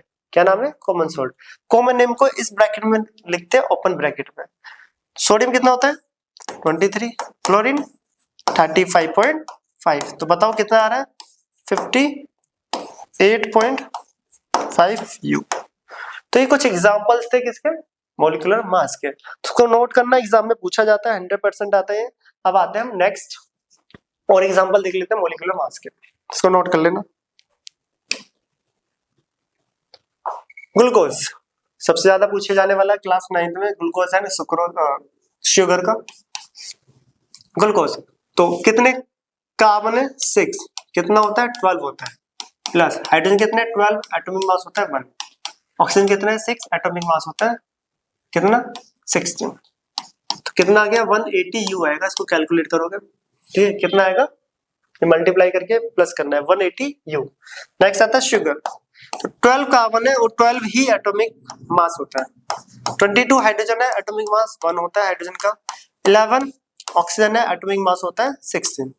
इसको सॉल्व करोगे तो 12 12 जब 144 प्लस 22 प्लस कितना आया 176 176 आ रहा है ना, 16 16, ठीक है, तो ये आ जाएगा 342 U। तो ये था इस क्या मॉलिक्यूलर मास ग्लूकोज का एंड शुगर का, किसका, शुगर, सुक्रोज भी बोलते हैं शुगर।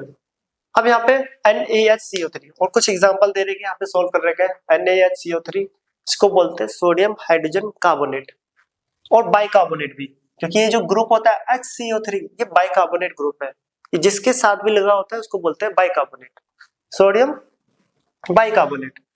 तो सोडियम 23, हाइड्रोजन 1, कार्बन 12, 3 इंटू में 16, तो फाइनल आंसर 84। इसी टाइप से Na2CO3 sodium carbonate, sodium 2 into में 23, 12 कार्बन, 3 इंटू में 18, तो आंसर आया 106 U। इनको नोट करें और भी एग्जांपल देखते हैं, जैसे कि अभी कुछ पॉइंट्स वाले हैं, एक नीचे सोल्व है एक ऊपर अनसोल्व, तो पॉइंट्स में होते हैं तो उसको कैसे सोल्व करते हैं, देखो 2 इंटू में sodium 23 plus carbon 12 plus 3 into में 16।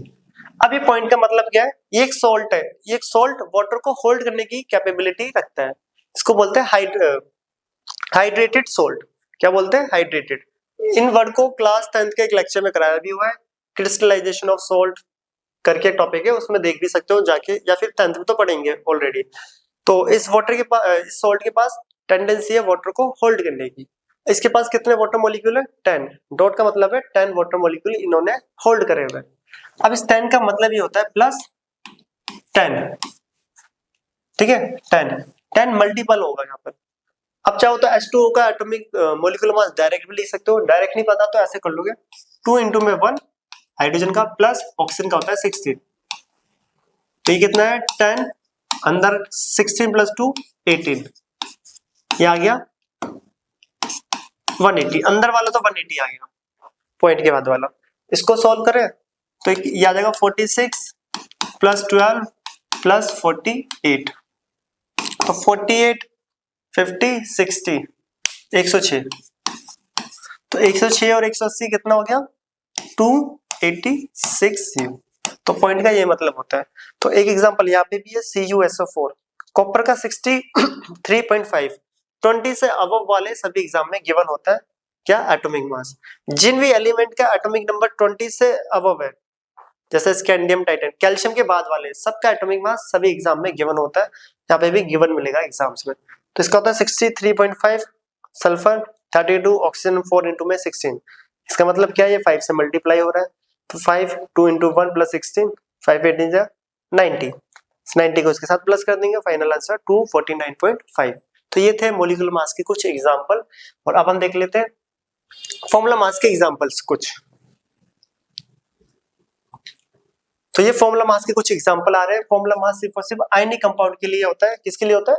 Ionic compound. तो ये मैंने कुछ 4-5 आयनिक कंपाउंड्स के लिखे हुए NaCl जो कि पीछे भी देखा था 23 प्लस 35.5 58.5।